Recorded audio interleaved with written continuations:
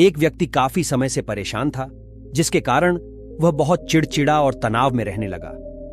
वह इस बात से परेशान था कि उसे घर का सारा खर्च उठाना पड़ रहा था। पूरे परिवार की जिम्मेदारी उसी पर है। उसके यहां कोई न कोई रिश्तेदार आता जाता रहता है। इन्हीं बातों को सोच सोच कर वह बहुत परेशान रहता था। इसी मानसिक तनाव के कारण वह अक्सर बच्चों को डांटते रहते हैं। उसका अपनी पत्नी से ज्यादातर किसी न किसी बात पर झगड़ा होता रहता था। एक दिन उसका बेटा उसके पास आया और बोला, पापा, मेरे स्कूल का होमवर्क करवा दो। वह व्यक्ति पहले से ही तनाव में था, इसलिए उसने अपने बेटे को डांट कर भगा दिया। लेकिन जब थोड़ी देर बाद उसका गुस्सा शांत हुआ तो वह बेटे के पास गया। उसने देखा कि बेटा सो रहा था और उसके हाथ में उसकी होमवर्क कॉपी थी। उसने कॉपी देखी और जैसे ही उसने कॉपी नीचे रखी, उसकी नजर होमवर्क के शीर्षक पर पड़ी। होमवर्क का शीर्षक वह था जो हमें पहले पसंद नहीं था, लेकिन बाद में वह अच्छा निकला। बच्चे को एक लिखना था। इस शीर्षक पर अनुच्छेद उसने क्या लिखा? जिज्ञासावश उसने बच्चे का लिखा पढ़ना शुरू किया। बच्चे ने लिखा, मैं अपनी अंतिम परीक्षा के लिए बहुत आभारी हूं, क्योंकि पहले तो यह अच्छा नहीं लगता, लेकिन उसके बाद स्कूल की छुट्टियां हो जाती हैं। इसके लिए मैं आपका बहुत बहुत धन्यवाद करता हूं। कड़वी दवाइयां जिनका स्वाद खराब होता है, क्योंकि शुरुआत में तो यह मुझे बहुत कड़वा लगता है, लेकिन बाद में यह मेरी बीमारी को ठीक कर देता है। मुझे सुबह जगाने के लिए मैं उस अलार्म घड़ी को धन्यवाद देता हूं। वह हर सुबह मुझे बताता है कि मैं जीवित हूं। मैं भगवान को भी धन्यवाद देता हूं, जिन्होंने मुझे इतना अच्छा पिता दिया, क्योंकि शुरू में मुझे उनकी डांट बुरी लगती थी, लेकिन वह मेरे लिए खिलौने लाते थे, मुझे घुमाने ले जाते थे और अच्छी चीजें खिलाते थे। और मुझे खुशी है कि मेरे पास पिता है, क्योंकि मेरे दोस्त सोहन के पिता नहीं है। बच्चे का होमवर्क पढ़ने के बाद वह व्यक्ति उठा तो अचानक उसका मन बदल गया। बच्चे द्वारा लिखे गए शब्द उसके दिमाग में बार बार घूम रहे थे। खासकर उसकी आखिरी पंक्ति ने उसकी नींद उड़ा दी। फिर वह व्यक्ति चुपचाप बैठ गया और उसने उसकी परेशानियों के बारे में लिखना शुरू कर दिया। मुझे घर के सभी खर्चों का ध्यान रखना है। इसका मतलब है कि मेरे पास एक घर है और भगवान की कृपा से मैं उन लोगों से बेहतर स्थिति में हूं जिनके पास घर नहीं है। मुझे पूरे परिवार की जिम्मेदारी उठानी पड़ती है।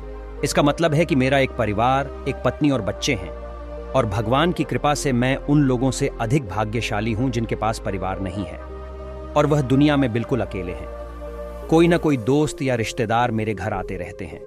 इसका मतलब है कि मेरी एक सामाजिक प्रतिष्ठा है और मेरे पास मेरे सुख दुख बांटने के लिए लोग हैं। यह सब विचार आते ही उसने हाथ जोड़ लिए, आकाश की ओर देखा और कहा, हे भगवान, बहुत बहुत धन्यवाद।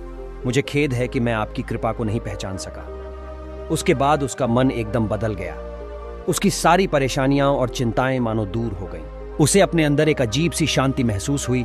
वह दौड़कर अपने बेटे के पास गया और सोते हुए बेटे को अपनी बाहों में ले लिया और उसका माथा चूम लिया और अपने बेटे और भगवान को धन्यवाद देने लगे। हमारे जीवन में जो भी समस्याएं हैं, जब तक हम उन्हें नकारात्मक दृष्टि से देखते रहेंगे, तब तक हम मुसीबत में रहेंगे। और जैसे ही हम उन चीजों को सकारात्मक दृष्टिकोण से देखना शुरू करते हैं, हमारा मन एकदम बदल जाएगा। हमारी सारी चिंताएं, सारी परेशानियां, सारे तनाव तुरंत खत्म हो जाएंगे और हम मुसीबत से बाहर निकलने के नए रास्ते देखना शुरू कर देंगे। किसी ने क्या सुंदर शब्द कहे हैं, जो लोग फूल देखना चाहते हैं उनके लिए हमेशा फूल होते हैं। महाभारत के एक संवाद में मृत्यु के बाद सबसे बड़े दानवीर कर्ण की आत्मा ने भगवान कृष्ण से पूछा कि मेरी मां ने मुझे जन्म के समय छोड़ दिया था। क्या यह मेरा पाप था कि मैंने एक नाजायज संतान के रूप में जन्म लिया? द्रोणाचार्य ने मुझे शिक्षा देने से इनकार कर दिया क्योंकि वह मुझे क्षत्रिय नहीं मानते थे। क्या ये मेरी गलती थी? परशुराम ने मुझे शिक्षा दी और सभी ने मुझे श्राप दिया कि मैं अपनी शिक्षा भूल जाऊंगा क्योंकि वह मुझे क्षत्रिय मानते थे। गलती से एक गाय मेरे तीर के रास्ते में आ गई और मर गई और मुझे गांव के लोगों का श्राप मिला। मुझे द्रौपदी के स्वयंवर में अपमानित होना पड़ा क्योंकि मेरे साथ किसी भी राज परिवार के सदस्य की तरह व्यवहार नहीं किया जाता था। यहां तक कि मेरी मां कुंती ने भी स्वयं इस तथ्य को स्वीकार किया था कि मैं उनके अन्य पुत्रों की रक्षा के लिए एक पुत्र हूं। मुझे जो कुछ भी मिला वह दुर्योधन की कृपा से मिला।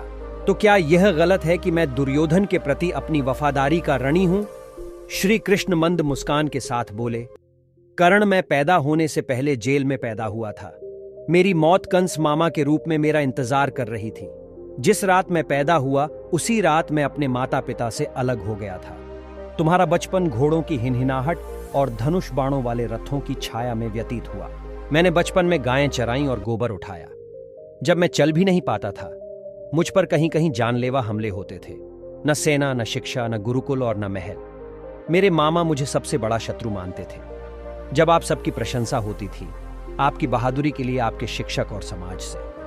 उस समय मेरी शिक्षा भी नहीं हुई थी। बहुत समय बाद मुझे अरश्शी सांदीपनी के आश्रम में जाने का अवसर मिला। कम से कम आपको अपनी पसंद की लड़की से शादी करने का मौका तो मिला। वो राधा भी ना मिली जो मेरे प्राणों में बसती थी। मुझे इसे छोड़ना पड़ा। मुझे उन राजनीतिक कारणों से या उन महिलाओं के साथ कई शादियां करनी पड़ी जिन्हें मैंने राक्षसों से मुक्त कराया था। जरासंध के आतंक के कारण मुझे अपने परिवार को यमुना से एक सुदूर प्रांत में ले जाना पड़ा और उन्हें समुद्र के किनारे बसाना पड़ा। दुनिया ने मुझे कायर, धोखेबाज कहा। दुर्योधन जीत जाता तो जीत का श्रेय तुम्हें भी मिलता, लेकिन धर्मराज के युद्ध को जीतने का श्रेय अर्जुन को मिला। कौरवों ने अपनी हार के लिए मुझे जिम्मेदार माना है। कर्ण, किसी का भी जीवन चुनौतियों से मुक्त नहीं है।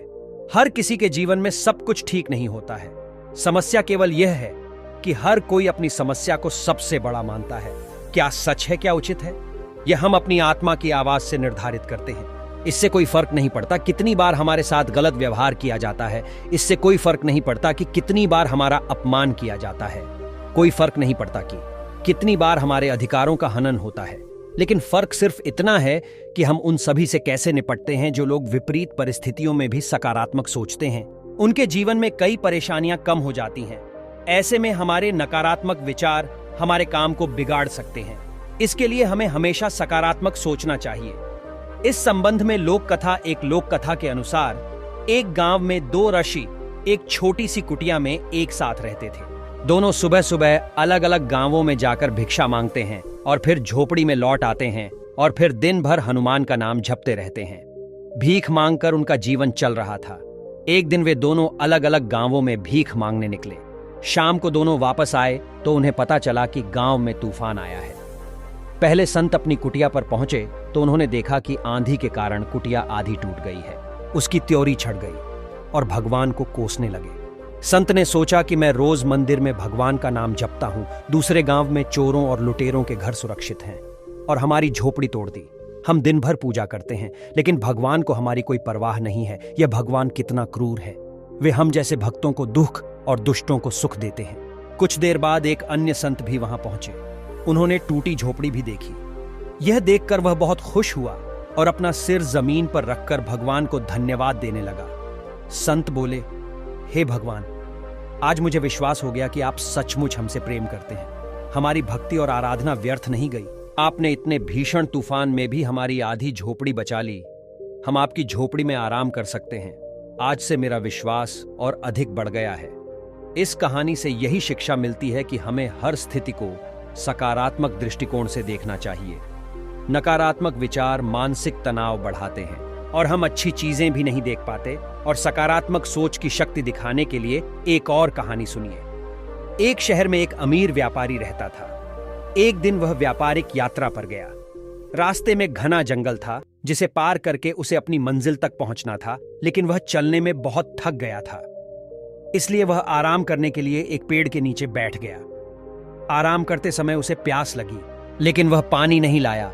वह सोचने लगा कि मेरे पास कुछ पानी है ताकि मैं अपनी प्यास बुझा सकूं।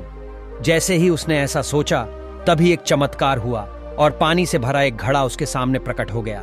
उसके बाद उसने पानी से अपनी प्यास बुझाई। कुछ देर बाद उसे भूख लग गई, लेकिन उसके पास खाना नहीं था। उसने खुद से कहा कि कितना अच्छा होगा अगर मुझे एक प्लेट में स्वादिष्ट भोजन मिल जाए तो मेरी भूख खत्म हो जाएगी। बात करते समय उसके साथ फिर से चमत्कार हुआ और विभिन्न व्यंजनों से भरी थाली सामने आ जाएगी। उसने पेट भर खाना खाया और फिर सो गया। उसने अपने मन से कहा कि मैं इस पथरीली जमीन पर कैसे सोऊंगा। काश कोई नरम बिस्तर होता। पलक झपकते ही एक आरामदायक बिस्तर उसके सामने आ गया। वह उस बिस्तर पर लेट गया। उसे ऐसा महसूस हो रहा था जैसे वह स्वर्ग में है, जहां उसकी सभी इच्छाएं एक के बाद एक पूरी हो रही हैं। वह इस बात से अनजान था कि जिस पेड़ के नीचे वह लेटा है वह कोई साधारण पेड़ नहीं, बल्कि एक कल्पित वृक्ष है जो सभी इच्छाओं को पूरा करने की शक्ति रखता है। बिस्तर पर लेटे लेटे अचानक उसके मन में एक विचार आया। यह जंगल कई तरह के जंगली जानवरों से भरा होगा जो किसी भी वक्त वहां हो सकते हैं। ऐसे में वह अपनी रक्षा भी नहीं कर पाएंगे। जैसे ही यह विचार उसके मन में आया, अचानक से एक खूंखार शेर वहां आ गया। वह शेर को अपने सामने देखकर पूरी तरह से भयभीत हो गया कि वह बच भी नहीं सका। शेर ने उस पर हमला किया और उसे मारकर खा गया। इस प्रकार एक नकारात्मक विचार ने उसकी जान ले ली। इसीलिए कहा जाता है कि मनुष्य अपने विचारों से प्रभावित होता है।